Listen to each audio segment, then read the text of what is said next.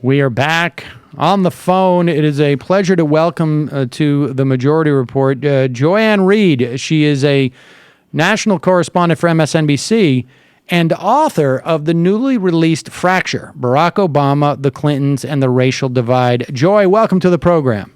Sam, it is great to be on. Thank you. So, all right. Now, obviously, an incredibly timely book, and particularly with what we saw over the course of the summer with Black Lives Matter, and in many ways, the Democratic candidates, I think, paying more attention to at least this very specific issue of the way that black people are policed in this country, but probably also more broadly the questions of race. Because I have a feeling that the Democratic presidential candidates wanted to get away from race to a certain extent, following up, after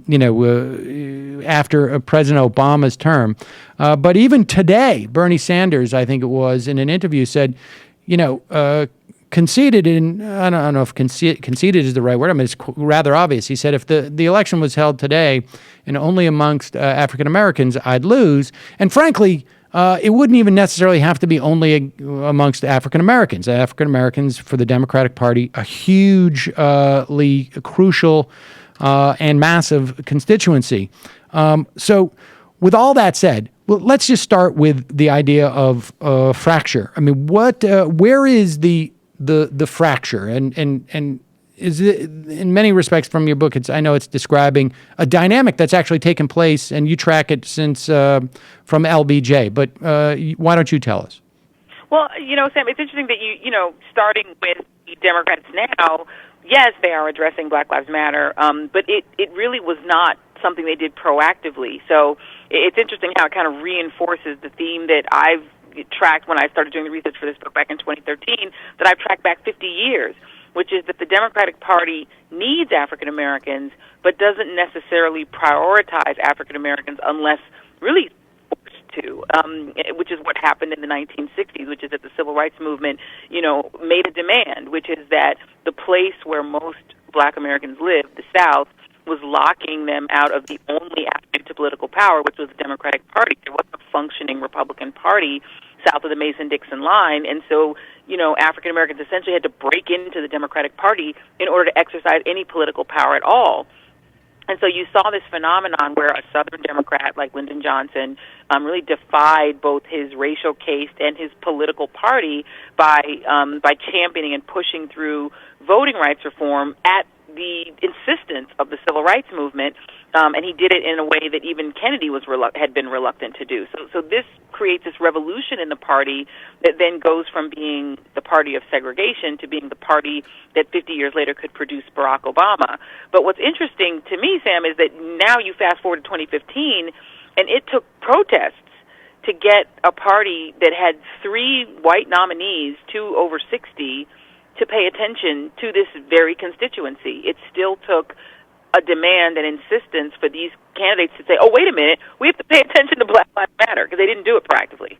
Right, and certainly they were sort of dragged kicking and screaming,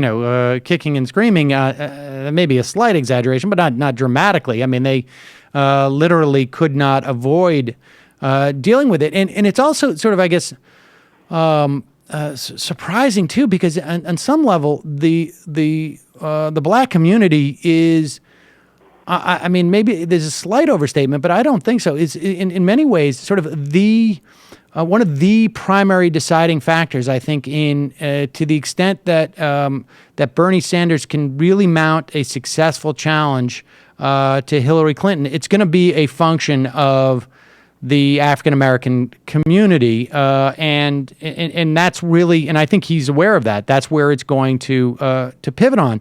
But let's go back here too. I mean, so when we talk about this change that LBJ basically created in terms of the relationship to blacks in the Democratic Party at this point, when we go further, the unwinding of those gains almost begins immediately, doesn't it? Yeah, it begins literally immediately, because what happens is that you have the Civil Rights Act, which was going to be the Civil Rights Act of '63, but of course Kennedy is assassinated after his administration introduces the bill. Johnson pushes it through. He signs it in July. 2 days after he signs, Lyndon Johnson signs the Civil Rights Act of '64, the three civil rights workers, Goodman, Schwerner, and Cheney, disappear in Mississippi. 2 days later, after the Senate votes on the bill. And then their bodies are found in August, just a month after the signing, after the bill is completed. The bill is completed in July. Their bodies are found in August. And then 20 days after their bodies are found, you have the Democratic Convention open, and literally, this is 2 months now in total after Lyndon Johnson's seminal achievement, getting the Civil Rights Bill through, done, and signed. The Johnson administration is already rejecting the Mississippi Freedom Democrats' pretty, I think, obvious demand that they be allowed to participate in the Democratic Party of Mississippi. The white-run Democratic Party of Mississippi was still not allowing any African Americans to participate in the election, and so the Mississippi Freedom Democrats, which is composed of a lot of members of SNCC, they form their own. They do their own multiracial, multi-ethnic slate, and they try to get that slate seated. And it's Lyndon Johnson, the same guy, is saying, please get these people off TV. I don't want them on my television, and they need to stop disrupting my election, because he now needs to get elected in his own right, because he'd taken on the presidency because of Kennedy's assassination. So you have this happen right away. And this push-pull between Democrats and African Americans continues for 50 years. So that you have, by 1984, when Jesse Jackson mounts this real movement, it's, we talk about the Bernie Sanders movement, the Jackson run had the same vibe. It was this movement going across the South where not just African Americans, but ultimately liberals caught on to it by '88, white liberals and African Americans, and he's running as this explicit liberal, but he gets slapped down by the party that says, okay, that's great, thank you for registering these voters, now please sit down and be quiet. And so this happens over and over and over again until you have Bill Clinton do the ultimate Jesse Jackson diss of not just him, but of Sister Soldier in '92, because the Democrats had a conundrum, which is that they were the party of Southern white voters and Northern white voters. But then when they became the party of Northern white liberals and African Americans, it made it harder to win in the white suburbs, quite frankly, and Democrats have been trying to figure out how to hold on to white suburban voters ever since. And that's been their big puzzle, is how do we keep African Americans, keep white liberals, and also get back the erosion of white suburban voters, and that's been always what they've been trying to do. All right. Well, let's talk. I mean, it's interesting too, because we've had a couple of interviews over the past couple of months about the sort of the racism that was baked into the New Deal policies as a trade-off to those Southern Democrats. And ones that still have had implications 70 years later on these things in terms of home health care workers and whatnot. But moving forward, how do we, when you look at the relationship between the Democratic Party and Jesse Jackson, how do we parse out, and then sort of I don't know if the backlash is the right word with Bill Clinton. How do we parse out how much of this is a function of race and how much of it is a function of liberal policies? And then I guess a subset question of that is there in some respects or at least at that time, was there a difference? I mean, because there's, and I want to move into this in a bit, but there's an argument that in many ways Barack Obama muted what was, prior to Barack Obama's ascension, some of the most progressive and radical voices within the left. But before we get to that, I mean, how do you parse that stuff out when you look at Jesse Jackson in '84 and '88? Well, I mean, I think Jesse Jackson was the culmination of, his first sort of big speech in terms of the demands of black voters was really in '72 during this big convention in Gary where African-American leaders from all around the country got together to decide, okay, what's going to be our agenda now that you've had all of this civil rights legislation passed, but it was already being rolled back because of Vietnam. All the spending went to the war and away from the war on poverty, away from the Great Society. But what wound up happening is their whole plan gets upended because Shirley Chisholm decides to run, and that they weren't expecting that. But Jesse Jackson stands up and makes these demands that we need to have in the black community a black agenda, quite, simply. He then runs on that in 84 and 88, but he then adds by 88 this liberal agenda. He was talking about things nobody was talking about, Palestine, things that were completely taboo, raising the minimum wage, a lot of what we're fighting about now, the idea of fair wages, really running as an explicit open liberal. So he was kind of both. To the point where the nation actually endorses him in 88 and says he's a legitimate candidate. So I think part of it, the race part of it, is that Democrats just look at the math, and they understand that they need African-American voters who are not just loyal to the party in large part because this is the party that does the policies they like, but that are also concentrated in big cities and big states. So African Americans are not just important, they're important in states where it's important, in Ohio, in places like increasingly North Carolina is becoming a potentially purple state. So black voters are concentrated too, and they're in big cities, which is why Democrats have such an advantage in the Electoral College. So they have to cater to black voters, right? So Barack Obama feels a need that Democrats have to cater to African Americans. But Democrats really just pragmatically also still need to not completely lose the white vote. They just can't fathom that they can win as a national party with almost no white voters, and Democrats lose the white vote every time. Every Democratic presidential candidate loses the white vote. They get in the 40s. Right. So it's just this mathematical puzzle. Now, for Democrats, the advantage is at least Democrats' math is multicultural, which is what the country is. The Republicans' math is a completely different problem. They've inherited all the white Southerners that used to be Democrats. They've got them. They've inherited all the white rural voters who used to be Democrats. They've got them. But they've got almost nobody else. They are almost entirely white party. So Democrats have a natural advantage being multiracial. At this question of the more they cater to black voters, the more it turns off white voters. It's just, unfortunately, a fact of life. When Barack Obama says something that black people like, when he talks about Trayvon Martin, white voters plummet in terms of the approval of him every single time. So it is just a conundrum.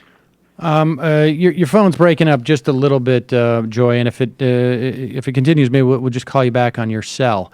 But I'm trying to get at is that there's two different sort of I guess issues at play, or I should say sort of issue sets at play, right? And one is you've got by 88 you have Jesse Jackson talking about a rainbow coalition, right? As opposed to talking about as opposed to identifying it as a something programmatic. Okay, I mean he's talking about the coalition in terms of we have an umbrella where different people come in, but presumably, right, there's similar interests, and so it's not the Justice for All coalition; it's the Rainbow Coalition. And so, when we talk about President Obama responding to Trayvon Martin, well, there's also the issue of what has happened in terms of policies that may, impact the black community more. For instance, mortgage the mortgage crisis, right, where you had black Americans losing a far greater amount of wealth in the crash of 2008 than white America, and the foreclosure loss greater amongst African Americans. Yet, and so the policies he pursues in response to that are not necessarily sort of targeted at making black Americans more disadvantaged, but are necessarily so because they're suffering from that calamity even more, right? And so it's distinct on some level from how he responds as a black man to Trayvon Martin in terms of policies. Where's that fracture? Well, it's interesting because, for a lot of black intellectuals, what you just described is the big problem they have with Barack Obama, which is that his programmatic responses to issues where black Americans are disproportionately disadvantaged is always to go to the program and stay away from the racial component and just not mention it and not target. Even though, to your point, even the New Deal was explicitly broken down to disadvantage African Americans. The FHA system of buying homes was explicitly written to advantage white Americans over black Americans. Ta-Nehisi Coates has written volumes, right, about the fact that these things weren't incidental. They were actually written in to ensure that white GIs could come home from World War II and get a home and go to college, but black GIs were just left out of it. Or even specific union advances in which unions openly discriminated against African Americans. They didn't want them in the unions. Right. So when you have policies that historically have been explicitly racial, it bothers a lot of black folk that the president refuses to go there when he talks about policy to fix it.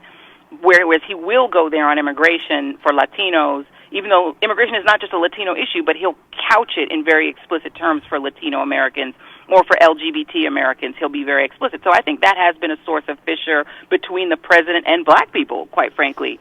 But the reality is the other party is tonally so negative and seems so hostile in a lot of ways that African Americans stay in the Democratic Party for practical reasons. And so what you're talking about is really a fight that's happening between Democrats now, where you have Bernie Sanders going after economic issues but not really tying them to race and therefore not being able to grow his numbers with black people.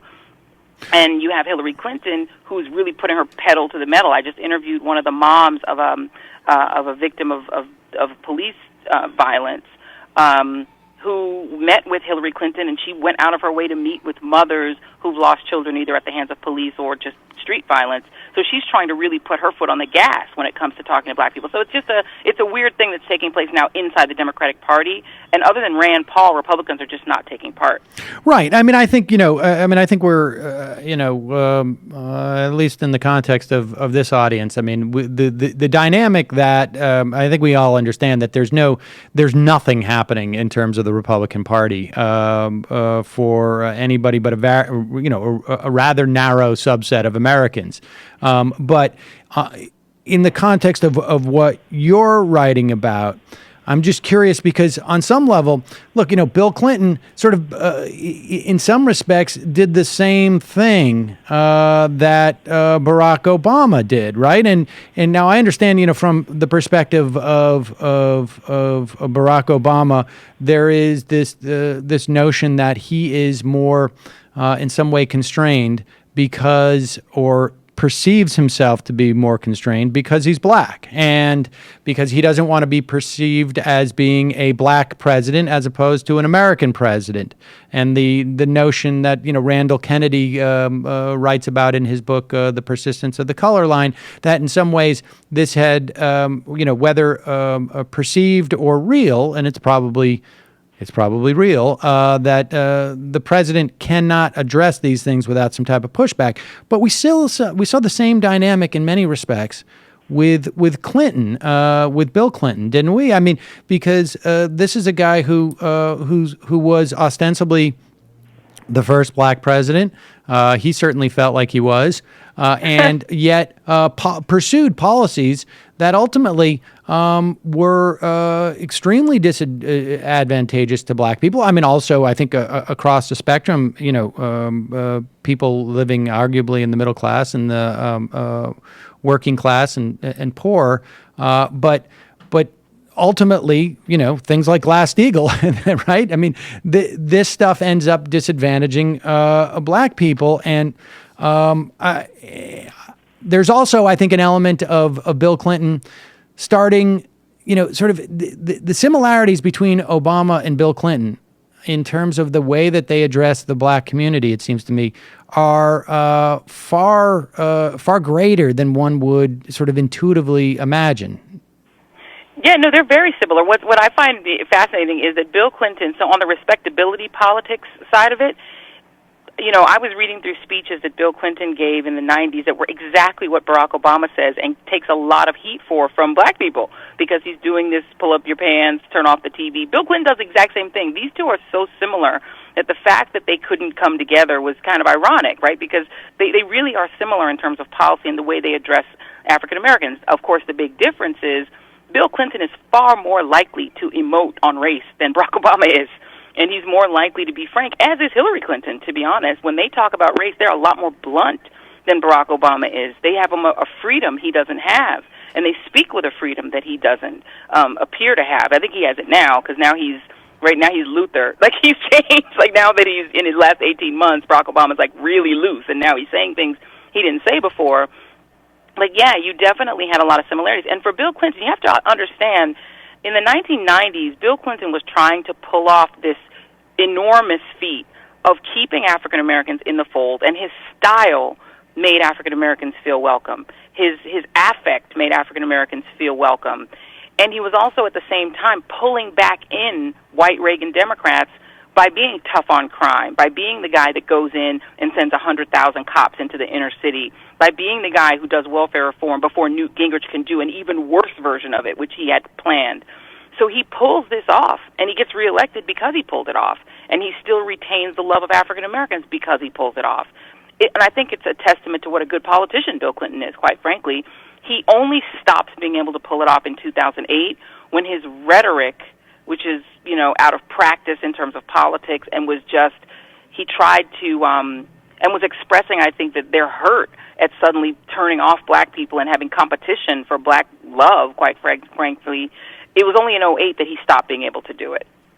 I mean, this is this dynamic, you know, this sort of, I mean, to a certain extent, I mean, this is the sort of the classic Clinton triangulation. And in some ways, it also is indicative of, like, the broader relationship between black people, and I'm not saying this doesn't also apply to maybe other subsets of Democrats, but black people to the Democrats, which is, you know, like you say, and we're hearing this from Hillary Clinton in the context of DOMA as well, that you know, Bill Clinton, you know, he gets to welfare reform. He is heading off something worse. So I did something bad to head off something worse, and that's essentially sort of the triangulation, right? And it's the idea is that, like, you got really nowhere else to go. Right. It's either my way or their way, and their way is going to be worse. And that's sort of the dynamic that the Democrats have with African Americans, and at some level is also the dynamic they have with, sort of more generically speaking, the left. Absolutely. And the thing is, you know, there's a saying that Democrats hate their base, Republicans fear theirs.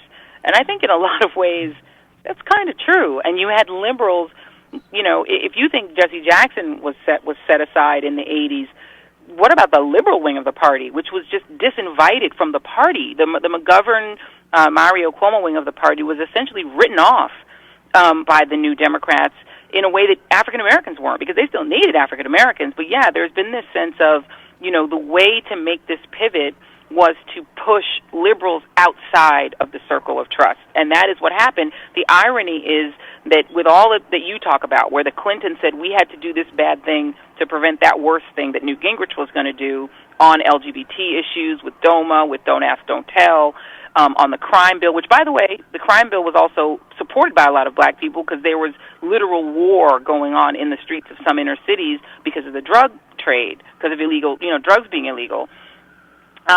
All that ended when Barack Obama came in, because the left essentially said, we're not having that triangulation anymore. And I think a lot of the fracture, if you will, between liberals and African Americans was the extent to which white liberals declared only when Obama got there. Once Obama got there, we're not letting you triangulate, and we're going to be as hard on you as we would be on a Republican. And you had liberals withdraw, in a lot of ways, their support from Barack Obama in his first 2 years in a way that stunned African Americans, and which created a rift between blacks and liberals that I think you still see playing out with Bernie Sanders supporters and black people. The kind of hostility that you see between a lot of feel the burn people and a lot of African Americans is of a piece with what I saw in 2009, 2010, when black Americans were saying, wait a minute, you on the left, white liberals, never held Bill Clinton to account, as he was actively triangulating against you, more than he was doing against us. But now that the black guy's here, you're ready to fight him. And the irony is that fight was successful. Barack Obama has been pushed to the left farther than I'm sure he intended to go on gay rights, on immigration. It's only African Americans that have not been able to push him into explicit racial policy. But liberals have been very successful. They now are the voice of the party. It's Bernie pushing Hillary to the left of where she ever thought she'd go. So liberals have sort of won the argument in the Democratic side. But they haven't necessarily created more friendly relationships with black people. I mean, do you think? I'm curious because that perception that I think to a certain extent, liberals were tougher on Barack Obama. I think in many. I mean, I seem to remember when Clinton won, there was a decent amount of disaffection by liberals. I mean. And I'm quite convinced that without the talk of impeachment in many respects, that Bill Clinton would have been in much bigger trouble, frankly, because I think there was a lot of people who were coming to aid him because really a function of things like the impeachment. I mean. Let's remember, just look at the development of Move On, right? I mean, Move On starts as a response explicitly, literally meant move on from impeachment, move on and start taking care of the country's business, right? But over time, this group moves into becoming a more explicitly liberal organization. So it was really and frankly, I've seen this dynamic play out over the past month with Hillary Clinton and Benghazi. The Republicans have this sort of like literally psychotic need to go after the Clintons in a way that they don't go after anywhere else. And so we see a response on the left of the Democratic Party, or the Democratic Party broadly speaking, and I would say some on the left sort of enter into this mode where it's like, we've got to, this is incredible overreach. And you see Hillary's numbers go up as she's being attacked by Republicans. In my sense, that's a big part of the story with Bill Clinton, not that there was something particularly that liberals found it easier to attack President Obama. Now, with that said, the expectations were higher, right? Because you had just gone through 8 years of George Bush, and frankly, there was some issues that President Obama spoke very forcefully about that very quickly he reversed on. I mean, the one I'm thinking about is the bankruptcy bill, right? That took place that summer. I mean, that was the first time you started to hear, and I remember this clearly, where many of us on the liberal left of the party were like, this is problematic. We'll give him a pass on Rahm Emanuel, but this bankruptcy thing was the first sort of height of it. And I remember, I think it was Bill Maher was complaining about liberals crying about that. And that's where it started. But from your perspective, African Americans felt on some level that he was being maligned because he was the first African American president? Well, it's interesting that you talk about the bankruptcy bill, because I wish I'd been able to write about it more, but you have a limited amount. Your editor starts saying you have to start cutting things. But one of the things I really actually did a lot of kind of research on was that bankruptcy bill and the extent to which the civil rights community, black and white, went after the White House, because there were a lot of promises made in the campaign season by Obama world that they were going to do cram down, which your listeners probably know, understand it, but for any who don't remember it, this was the idea that banks were running up the totals on people whose homes were no longer worth $200,000, but they owed $400,000, and the banks wanted every penny. And even though the banks had done some of these mortgages completely unethically, they still wanted their $400,000. And there was this real belief among the civil rights community that the president was going to do cram down. Well, I mean, he said he was, right? I mean, he said that in 2008 and 2000 as this was being debated. I mean, he was. I mean, this was. He said he was going to support a cram down, right? That's right, and then it didn't happen, and there were these tense meetings that took place with the then candidate, with the then president-elect. and civil rights leaders, in which they went at him and said, this is something, and I'm talking about African-American civil rights leaders, were saying, you were going to do this, and they were already signaling before they even took office that they were going to back down on it.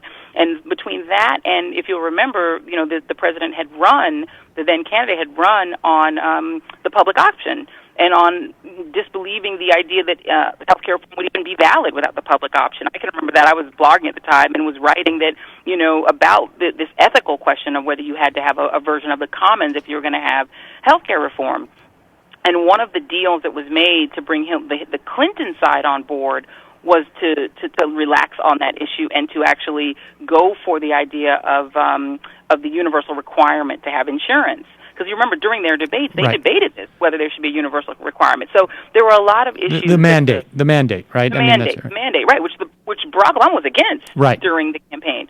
So you did have a sense, I think, among a lot of liberals, black and white, that once Barack Obama became elected, he kind of became Bill Clinton. He had a lot of Clinton's people, which of course is natural because you pick up the staffers from the last Democratic president, but also a lot of people saw it as ostentatious, too many Clinton people, and that the triangulation was creeping in, and liberals really pushed back on that hard.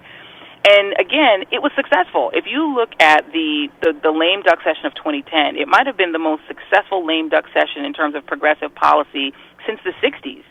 There hasn't been this much legislation pushed through in a single term under Nancy Pelosi since the 1964-65 Congress. So it was successful. The liberal pushback actually worked, and it forced this president to the left on issues. Some liberals won, some they lost. They never did win cram down. They didn't win on the public option. But you did have, on a net basis, progressive policy won the day.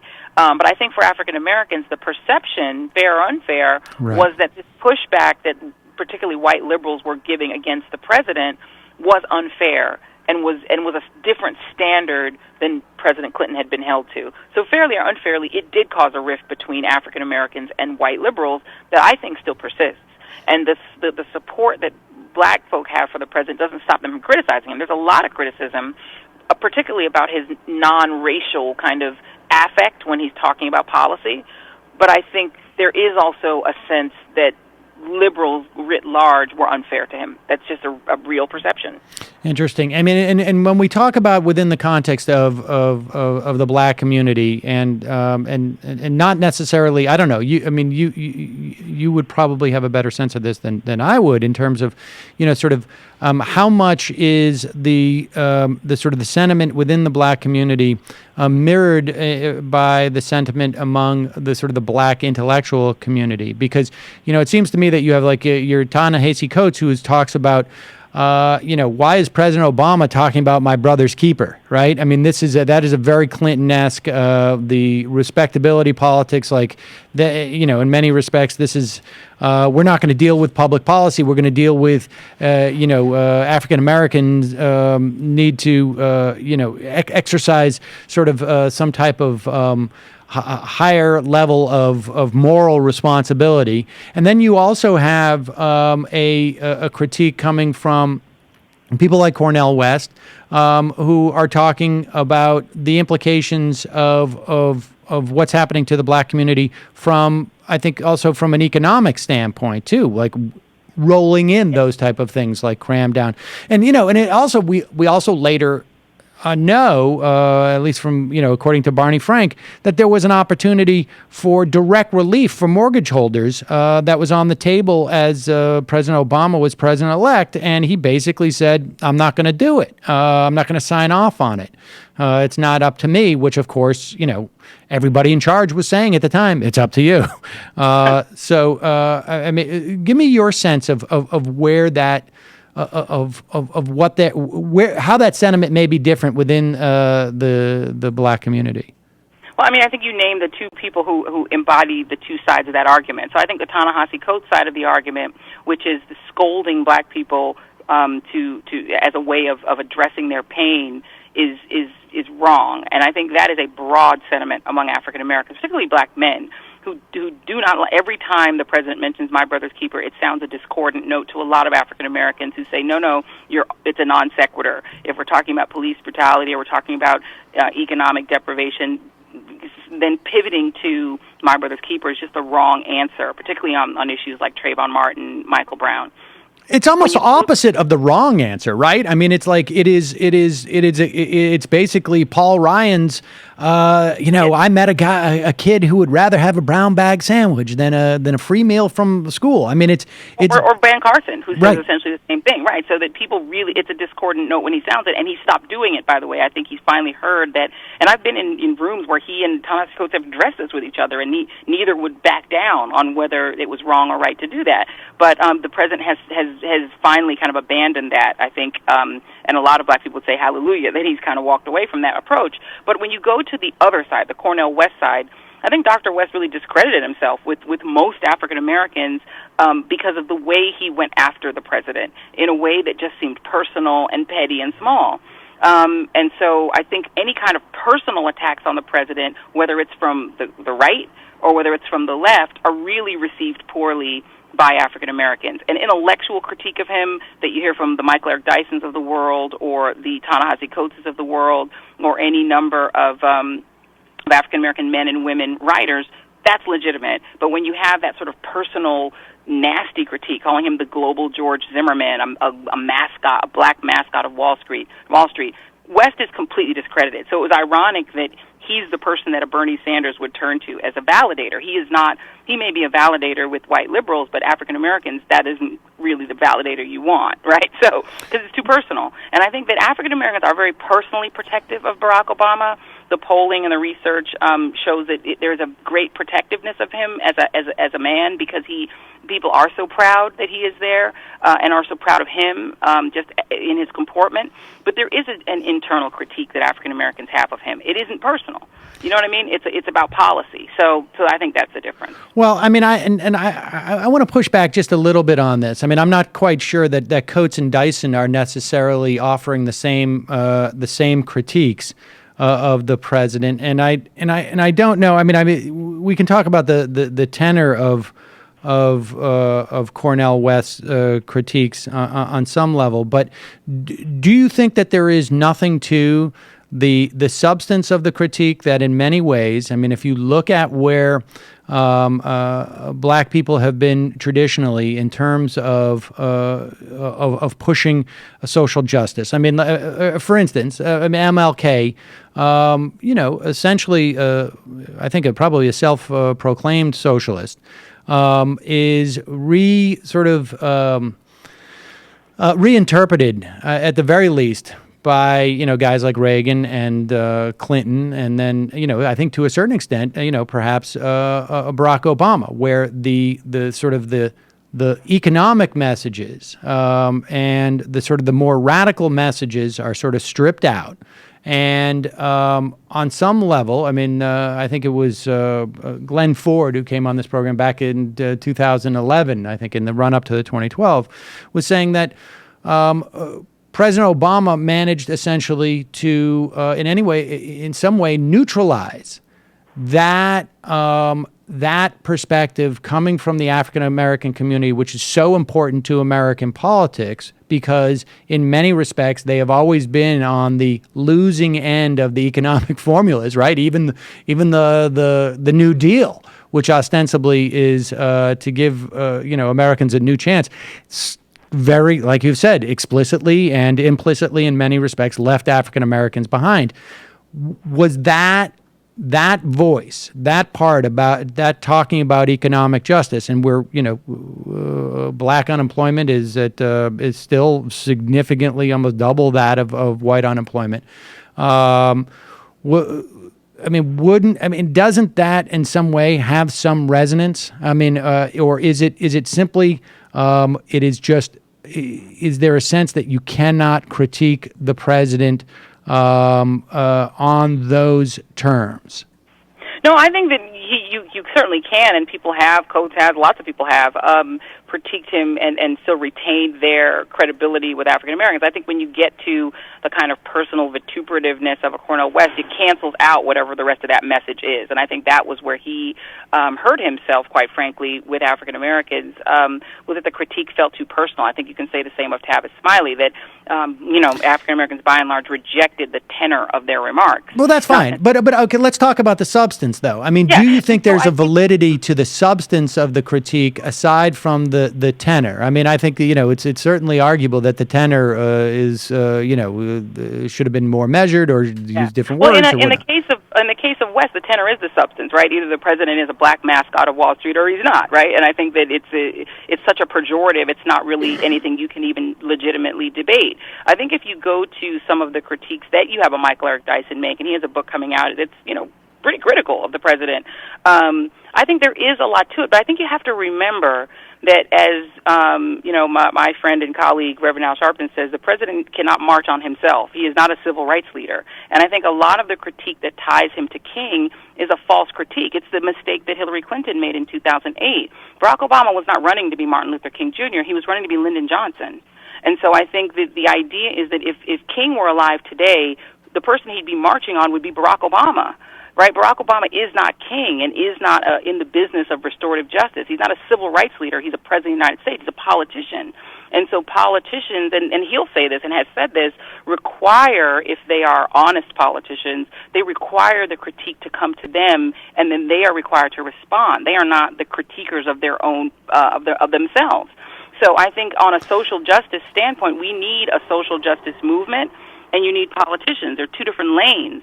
And so you count on the civil rights world to do its that I get, but right. but I feel like we're talking at cross purposes here because, all right, look, I don't think it's appropriate to say that somebody's a black mascot of anything, but the argument it seems to me that the substance. I mean, if you get past that, if Cornel West had said that Barack Obama is Wall Street's man in our government, that seems to be a very hard argument to argue against. All right, and here's a couple of pieces of I think just sort of evidence that would suggest that. One, his attorney general refused doctrinally to prosecute bankers. Two, this is a guy who wanted to put Robert Rubin in his as a cabinet at one point until a scandal basically took him out. He didn't choose to bail out homeowners directly, but rather has been funding. Went to fund the banks. He wouldn't get involved in the cram down. When they started this whole mortgage mortgage committee in the run up to the 2012 election, that thing completely just sort of melted away. I mean, so the critique is not about social justice, it seems to me. It is about, here's a guy who is working for the some of the worst parts of the establishment power base, and I think it's a critique that people level at Hillary Clinton too, on some level, and she's working to get away from it. I mean, that part of the critique, and then ultimately on a sort of like a derivative of that is that when you support when Wall Street wins, the first people who lose tend to be African Americans because of things like going as far back as things like redlining, right? And so, I mean, is there no substance to that critique? I mean, where else is that being made within the context of the black community? Right. Well, I mean, I think I think the White House would find it ironic to have Barack Obama be called Wall Street's man in Washington, because Wall Street spent inordinate sums of money and seemed to be willing to spend unlimited sums of money to get rid of him and to rid themselves of him. So I don't think Wall Street agrees with that. And I think you have to also remember, too, that the Democratic Party and the folks that are there, not just the president, but also the Congress, crafted what they believed was the appropriate response to what Wall Street did to the country. And I would probably agree with you and argue that what they crafted was a lot less onerous and a lot less punitive than what you or I would have crafted based on what Wall Street had done and the breadth and the extent of their profligacy, quite frankly. One could argue that across the board, Democrats in Washington decided to stand down when it came to the response and try to heal. Democrats in general, I think constitutionally, small c constitutionally, are always about solutions to problems that hold the country together. And I think you did have, not just on this, look, think about the fact that on national security, the Democratic Congress, this is Nancy Pelosi and Harry Reid, were in charge in 2006 when Eric Lichtblau and James Risen discovered, because they were the first ones, they and Kurt Eichenwald, to discover the warrantless wiretapping program, right? Eichenwald wrote about it in 05, Lichtblau and Risen write about it in 06. Even though Snowden gets the credit for it, they wrote about it first. And this, at the time, was with no warrants. The response of the Democratic-run Congress, and at that time Barack Obama was actually a United States Senator, the response was not to shut that down. It was to codify it into law, right? It's to actually write it into law. And so what you had also was Democrats, when the president was elected, make a decision altogether. Not the White House as some sort of monarchy make the decision, but the Democrats broadly made the decision to do the bill they did, which was their response to the Wall Street crash. Now, do you lay that all at the feet of the White House, or do you say that Democrats in general are politicians? They're politicians who are accommodationalist in general versus the way their base would like them to be. They're more accommodationist than you'd like. Now, does that make any of them mascots of Wall Street? No. Does it make any of them Wall Street's man or woman? No. I think it makes them politicians. Well, I mean, some. There are very few who opposed it. I mean, Democrats voted unanimously to prevent the executive order to shut Gitmo. Remember, that was Democrats that participated in that. Democrats, almost to a man, with the exception of 4 of them, voted no, we will not allow Guantanamo to be closed. Now, liberals laid that at the feet of the White House and still do. Yes, and I think that is. I mean, I think in the context of Guantanamo, I mean, I think part of it is because the president was the one who made that vow, and I think that was probably not smart politics. But nevertheless, that doesn't. I mean, I don't know. I have a different sense of just how many sort of unilateral things that the president could have done in terms of Wall Street. And it's true. Maybe Wall Street is very unappreciative people. If they were willing to spend any sum of money to rid themselves of this person. Absolutely. Absolutely. And I think, there's that very well may be the case. And they complain that it's like Nazi Germany around here. I mean, literally, we've had Wall Streeters who said, this is like 1933, and we're like the new incantation Jews. Nevertheless, when you look at things like HARP and you look at an attorney general and his number 2 who come out and say, we literally have a policy of not going after these people criminally because we do not believe that it's in the best interest of the economic system to do so. I mean, that's problematic, right? I mean, that's not Congress. I interviewed Eric Holder not long ago, and I asked him about that, about the prosecution aspect, and he did not in any way say what you just said, that they had a policy that was bad for the country. And this is obviously his take, but what the former Attorney General said is that they looked at what had happened on Wall Street and looked to see if there were any prosecutable cases, and that they just couldn't find anything that they could actually prosecute. That while these were immoral, while we may have had attitudes that the people at Wall Street who did what they did were amoral even, that they didn't have prosecutable cases. That's the case they would make. I haven't heard the Attorney General say as a policy matter they decided they wouldn't prosecute people. In 20, I think it was 2014 or 2013, Eric Holder said that I am concerned that the size of some of these institutions becomes so large that it does become difficult to prosecute them when we're hit with indications. If we do bring criminal charges, it will have a negative impact on the national economy, perhaps even the world economy. And he said, I think it has an inhibiting impact on our ability to bring resolutions that I think would be more appropriate. In other words, he's saying that we have made a policy decision that if we were to prosecute these banks, individuals, it could have a broader negative impact, and we're not going to do it. Now, I think he probably backed off that after maybe it was in March that he said this, and I think And certainly Lanny Brewer said it in that PBS documentary, which ended up, was it Lanny Brewer or number 2, I think was his name. I mean, he ended up going. But we can litigate this back and forth on some level. I mean, I mean, I think that's what, sort of interests me, is that there does seem to be multiple different fracture lines in the context of both the African American community as it relates to Obama and the Democratic Party. And, I guess, I don't know. I guess that was the point of the book. It's true. And it's interesting because it's still playing out. And I think those fault lines within the Democratic Party, they're real. They tend not to be as detrimental or as overt as the Republican fault lines are, because theirs are just far more ratchet, and so we pay more attention to them. But they are there, and I think you'll see in the Bernie Sanders case a little more of that play out. Ultimately, what happens, I think the demographics are lend themselves to Hillary Clinton, but we'll see. We'll see if liberals can overcome and vanquish the establishment in this primary. Yeah, hard for them to do. You never know. It's going to be a fascinating race, and of course, tomorrow night is the second Democratic Forum, and I imagine we'll hear at least some of these things come up in that context. Joy Reid, think so. Yeah. Joy Reid, a real pleasure. Thank you so much for coming on. We will put a link to Fracture on our page. Fracture, Barack Obama, the Clintons, and the Racial Divide. We'll put it on at majority.fm. Thank you so much for your time today. Sam, thank you so much. Really appreciate it. Have a great day. You too. Bye-bye.